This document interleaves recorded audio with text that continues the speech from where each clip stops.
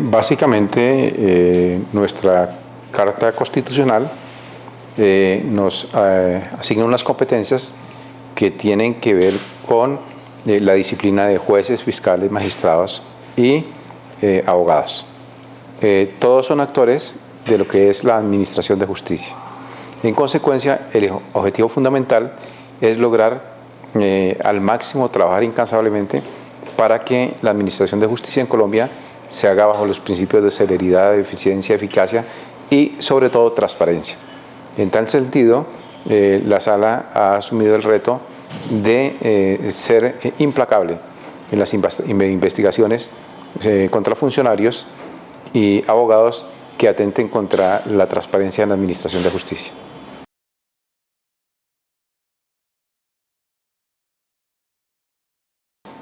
Pues desde el punto de vista práctico de la función que tiene esta jurisdicción, que es garantizar la transparencia en la administración de justicia, como el transitorio dijo que hasta tanto no se posesionaran los nuevos magistrados de la Comisión de Disciplina Judicial, pues seguiríamos en ejercicio de funciones. Otra incidencia gravísima si no se hubiese tomado esa medida del Consejo de Estado. Se vulneraría la segunda instancia y todos los procesos en curso llegarían a estar viciados de nulidad por una razón elemental. Porque los consejos seccionales de la Judicatura, los actuales consejos seccionales de la Judicatura son de creación legal. La Constitución de 1991 definió en la ley la creación de los consejos seccionales de la Judicatura. ¿Y qué hizo la reforma al equilibrio de poderes? El acto legislativo número 2 del 2015, que también le defiere a la ley la facultad para transformar esos consejos seccionales de la Judicatura en consejos seccionales de comisiones seccionales de disciplina judicial. ¿Qué sucede si se sigue el curso, si se permite que se siga el curso de la elección de la Comisión de Disciplina Judicial, que es el organismo que nos va a crear a nosotros? Que tendríamos una Comisión de Disciplina Judicial que, por ejemplo, no va a conocer de tutela. Y tendríamos unos consejos seccionales de la Judicatura que conocerían de tutela. Entonces, quedarían sin segunda instancia esa acción de tutela, con lo cual se resquebraja este principio fundamental consagrado en la Constitución como derecho fundamental de la doble instancia. Dos, a las nuevas comisiones, a la nueva Comisión de Disciplina Judicial se le asigna competencias sobre los empleados de la rama judicial. Competencia que antes tenían los jueces, pues obviamente que quedarían también sin doble instancia. Y tres, lo más grave, es que todos los procesos en curso disciplinarios contra jueces, fiscales, abogados, quedarían sin doble instancia por una razón elemental. Porque la primera instancia lo haría un órgano que no ha sido transformado porque no ha habido ley, que se llaman los consejos seccionales de la Judicatura, que son los que están actualmente en vigencia. Y la segunda instancia, si no hubiese prosperado la medida cautelar, pues se hubiese elegido la Comisión de Disciplina Judicial. Y la segunda instancia la iría a ser un órgano constitucional totalmente diferente, con lo cual se viciarían de nulidad todos esos procesos por violación al debido proceso. Porque una cosa es un organismo que realice la primera instancia de estos procesos, que está regulado por la ley estatutaria 270 y cuya segunda instancia nos corresponde a nosotros como Consejo Superior de la Judicatura, Sala Disciplinaria, y otra cosa muy diferente es que la segunda instancia la vaya a asumir una comisión que se crea en la reforma del equilibrio de poderes sin que exista ley que le regule o que le asigne esa competencia. Se resquebraja todo el sistema de doble instancia y la estructura de la administración de justicia en materia disciplinaria para jueces, fiscales y abogados.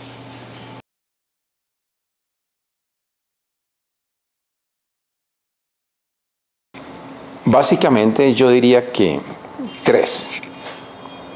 Primero, indiligencia. Por indiligencia llegan innumerables quejas.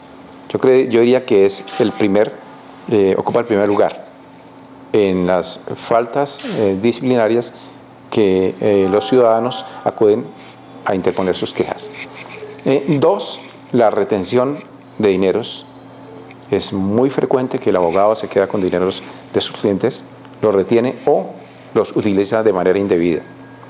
Y 3, el fraude procesal. Cuando el abogado mediante maniobras fraudulentas lleva a engaño al juez o obtiene una providencia a su favor. Yo creo que esas son conductas muy reiterativas y que pues la Sala Jurisdiccional Disciplinaria ha investigado y ha sancionado a innumerables abogados por estas 3 causas. Hay otras que están en el Estatuto de Ética del Abogado, pero básicamente sobresalen estas.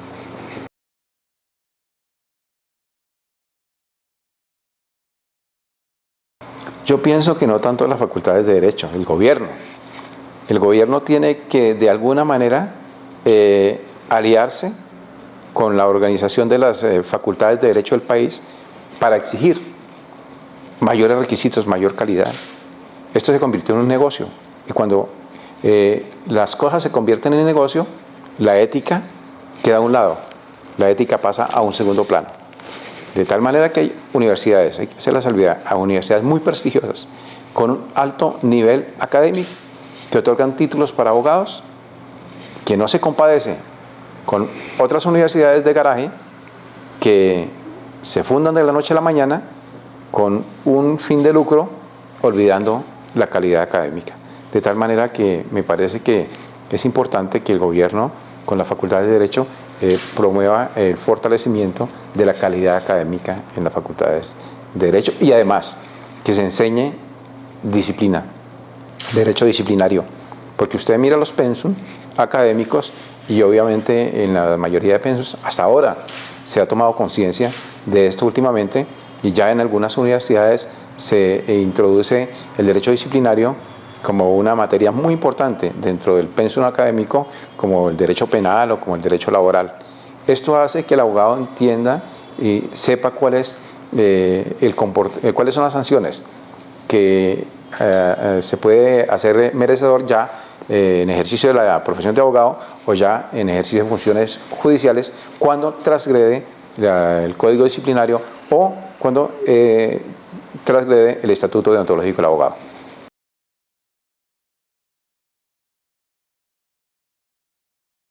Pues el problema yo considero que es la formación que tenga el abogado en la universidad. Si un abogado cumple con los requisitos establecidos dentro del reglamento de la universidad, pues tiene derecho a obtener su tarjeta profesional. Entonces yo pienso que la obtención de la tarjeta es un trámite de tipo administrativo. Lo importante acá es que el refuerzo se dé al interior de las respectivas universidades, de las respectivas facultades de Derecho, modificando los pensum. Estamos con pensum de hace N años y resulta que el derecho es evolutivo, es cambiante. Estamos frente a una globalización que implica un cambio en el derecho comercial, derecho laboral, en el derecho civil, en el derecho financiero y resulta que estamos con los mismos pensum. Yo pienso que hay que fortalecer más bien el pensum académico y que haya una exigencia y un rigor académico en las universidades para que el nuevo abogado sea un abogado competitivo para afrontar los retos del mundo globalizado, del mundo cambiante, de todas estas corrientes que hacen que haya apertura económica en los diferentes estados y que lleva implícito un cambio en las relaciones comerciales internacionales y en todas estas cuestiones, en todos los ámbitos del derecho.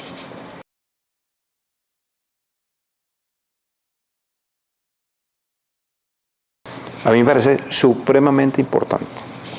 Una de las discusiones que siempre ha habido en las reformas constitucionales es que se organicen y se fortalezcan los colegios de abogados para tener entre sus funciones, por ejemplo, exigir del gobierno y de las facultades rigor académico, para solicitar modificación en los pensum académicos, pero por sobre todo para que tengan en el futuro lo que tanto anhelan, que es la disciplina de sus pares. Los colegios de abogados han pedido que se les permita a ellos ejercer la disciplina de los abogados litigantes. eso no es ninguna innovación, la Constitución del 91 lo consagra. Dice que se podrán organizar las asociaciones profesionales para ejercer diferentes funciones, y obviamente que allí se desprende de que los colegios de abogados pueden ejercer, por ejemplo, la disciplina de sus pares. Me parece muy importante que empiecen a organizarse, porque en la medida en que se organicen, en el futuro muy cercano podrán tener la competencia para disciplinar a sus pares. ¿Y quién más que ellos? Mejor que ellos. Mire que en la profesión médica existen los comités de ética médica. ¿Qué mejor que ellos, que conocen el desarrollo del ejercicio profesional del día a día, sean los que regulen estas conductas? Y yo sé que lo van a ejercer muy bien, porque van a depurar muchas de las conductas de competencia que caen en faltas, en conductas que atentan contra la ética del abogado.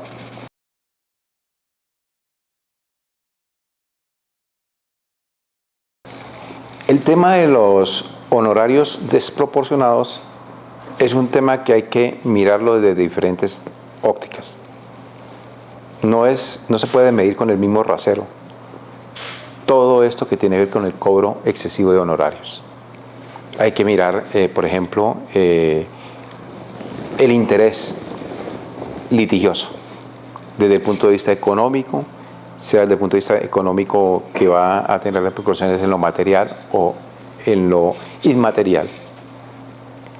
Hay que ver también la importancia que tiene el derecho que se va a defender. No es lo mismo defender unas lesiones personales que defender un homicidio agravado. Hay que medir también el prestigio del abogado. Hay abogados que a lo largo de su vida han adquirido un prestigio, y entonces no se puede medir con el mismo rasero el honorario que cobra un abogado de mucho prestigio, que tiene una producción jurídica importante, que tiene una experiencia jurídica importante, a un abogado recién egresado. Entonces son muchas las cosas que hay que analizar sobre eso. Desde luego que las quejas son innumerables. Acá valoramos, analizamos de una manera muy objetiva. Condensamos esta información, la balanceamos, y de acuerdo a eso producimos una sentencia de sanción o de absolución. Pero cada caso en particular nos da a uno una pista de si realmente hay o no cobro desproporcionado de honorarios. Otras conductas, las que usted ha dicho, son muy frecuentes. Nos piden el recibo, llega con mucha frecuencia que el abogado recibe los dineros y nos pide el correspondiente recibo, o no entrega el paz y salvo, que es otra cosa que me parece a mí que hay que mirarlo muy bien, porque una cosa es la implicación de esto en materia civil o laboral, y otra cosa en materia penal. En materia penal, como está en juego la libertad del individuo, está en juego su presunción de inocencia, entonces debe ser mucho más severa la sanción cuando no se entrega el correspondiente recibo o el paz y salvo, para que el colega pueda asumir, otro abogado pueda asumir la defensa y no incurra en desplazamiento del colega, porque esa sería otra conducta en la cual incurriría un abogado que recibe un poder sin que se le presente el paz y salvo de su colega al cual desplaza. Todas esas conductas se dan con mucha frecuencia dentro de nuestro quehacer diario, y obviamente que esto afecta el ejercicio de la profesión de abogado.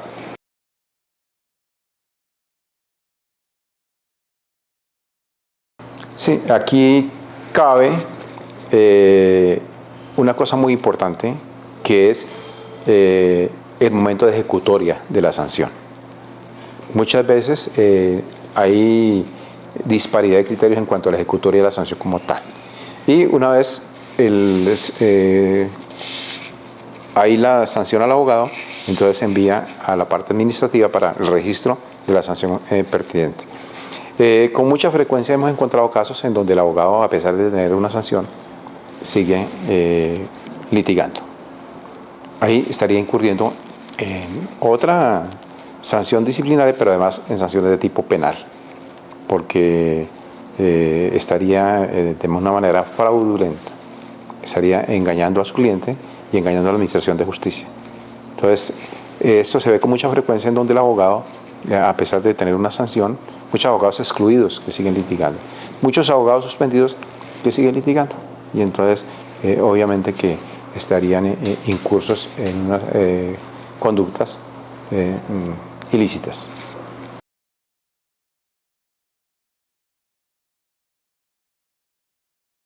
Hay una causal de justificación, tanto en penal como en disciplinario, que es el caso fortuito de la fuerza mayor. Ese es un principio universal en donde no se puede exigir a las personas, ¿cierto?, lo imposible. Nosotros en materia de sanciones, sobre todo en las quejas por mora judicial, analizamos varios elementos. Uno de ellos, por ejemplo, es el trámite que omitió o que retardó de manera injustificada el funcionario. Hay funcionarios que, por ejemplo, un auto de trámite lo demoran 1 año o 2 años. Eso no merece ninguna justificación porque no exige ningún esfuerzo. Simplemente dar una aplicación, una instrucción a alguien en su despacho para que proyecte un auto de trámite.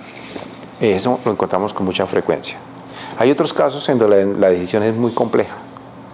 Por ejemplo, sucesiones en donde son varios los herederos con intereses contrapuestos y entonces son procesos que demoran 10, 12 años, ya no por culpa del funcionario, sino por la situación particular de ese proceso sucesoral en donde las partes se enfrentan entre sí y hace muy dispendioso. Entonces ahí no se le puede achacar responsabilidad al funcionario, a pesar de que los códigos procesales establecen unos términos para la etapa probatoria y para el fallo respectivo, para todas estas cosas.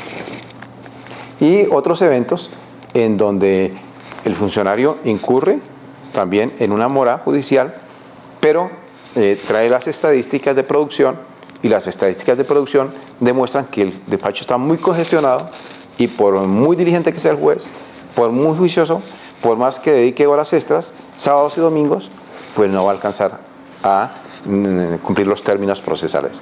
Ahí vendría una justificación por congestión de despacho, pero también por producción.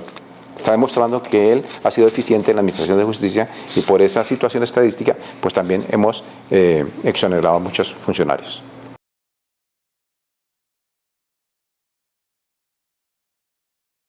Sí, efectivamente, esto tanto para el funcionario judicial como para los abogados que irrespetan a sus pares, que irrespetan a las partes, obviamente estarían incurriendo en una violación de sus deberes como tales, que es el deber de respeto. Muchas veces incurren incluso en el campo penal, en la injuria y en la calumnia. Lo mismo que en esos eventos nosotros analizamos es cuál es el comportamiento tanto del funcionario como del abogado litigante, el defensor, en un determinado proceso, cuando agrede verbal o incluso físicamente a las partes y a todos los interesados en un proceso.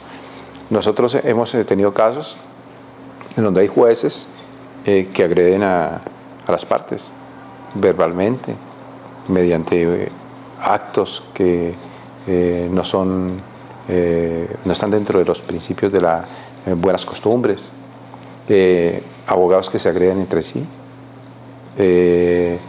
fiscales que agreden a otro fiscal, abogados que agreden, es decir, esto se ve mucho en este nuevo sistema que es el sistema de la oralidad. Anteriormente está el sistema escrito, entonces siempre, claro, se presentaba que una de las partes injuriaba al juez por escrito. Actualmente existe esa práctica, donde encontramos muchos abogados que injurian al juez, en su escrito los hacen incurrir en el delito de prevaricato, por ejemplo. Bueno, en fin, son muy agresivos y hacen imputaciones injuriosas. En ese evento nuestra jurisdicción los investiga y los sanciona. De igual manera, ahora que es el sistema oral el que está reinando, pues se encuentra con mucha frecuencia este tipo de agresiones verbales, físicas, y obviamente hemos sancionado a muchos abogados, pero también funcionarios que han incurrido en estas prácticas.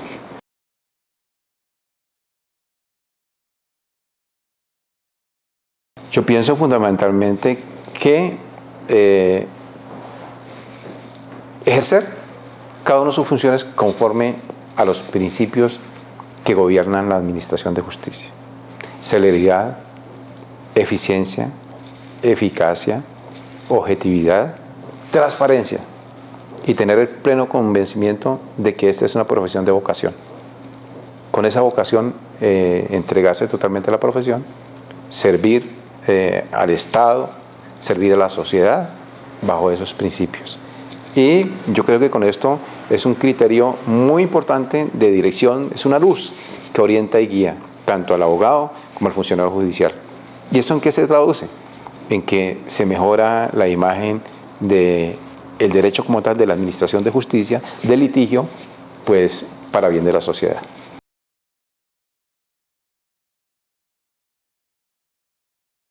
Pues en la medida en que se sancione ejemplarmente, pues obviamente que los otros funcionarios temen que ellos también vayan a incurrir en dichas sanciones. Por ejemplo, departamento del Chocó, departamento de Córdoba, departamento de Sucre.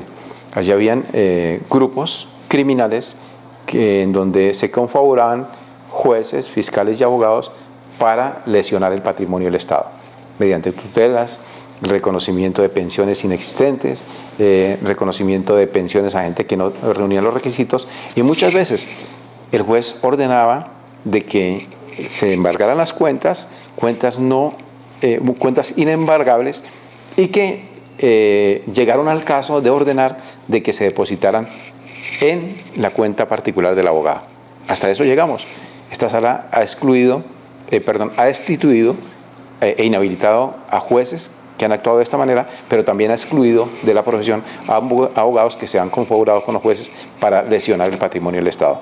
Estas sanciones ejemplarizantes han hecho que la Sala Jurisdiccional Disciplinaria haya contribuido a erradicar este mal.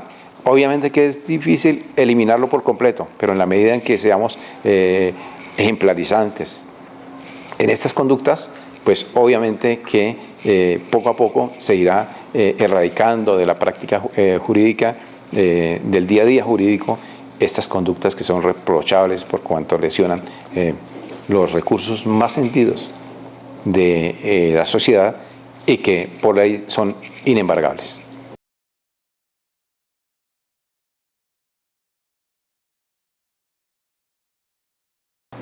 Bueno, cuando yo ejercí la presidencia del Consejo Superior y era presidente de la Comisión Interinstitucional de la Rama Judicial, siempre propusimos de que antes que una reforma constitucional debiera haber una reforma a la ley estatutaria, porque con la ley estatutaria se pueden suplir muchas de las falencias que eran las propuestas del gobierno y que lo quería llevar a una reforma constitucional.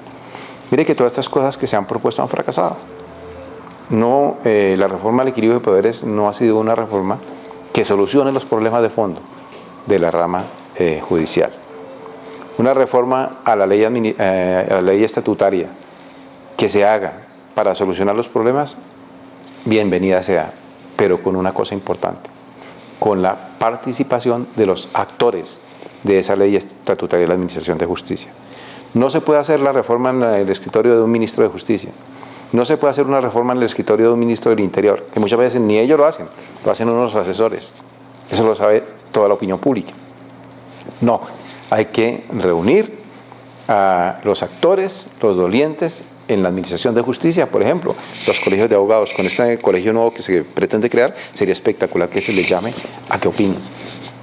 Que se llame a las Cortes, a las diferentes jurisdicciones, a sus representantes, a que opinen, que se llame a la academia, a la Facultad de Derecho, a que opinen, y que de ahí salga un gran consenso, salga una propuesta de reforma que mejore la administración de justicia en Colombia. Pero lo que hace acá es que, sí, lo reúnen. ¿Para qué lo reúnen? Para socializar lo que se hace en unos escritorios de un ministro de Justicia, de un ministro del Interior, y simplemente hacen reuniones en todas las regiones para socializar lo que han hecho. Y las propuestas que se hacen, que se recogen, nunca se llevan a feliz término ni se incluyen en los proyectos que se llevan al Congreso. Parece importante que esos proyectos que se llevan al Congreso deben salir de los actores, los dolientes de la Administración de Justicia en Colombia. Vuelvo a repetir, magistrados, organizaciones de jueces, organizaciones de fiscales, los abogados organizados debidamente y la academia.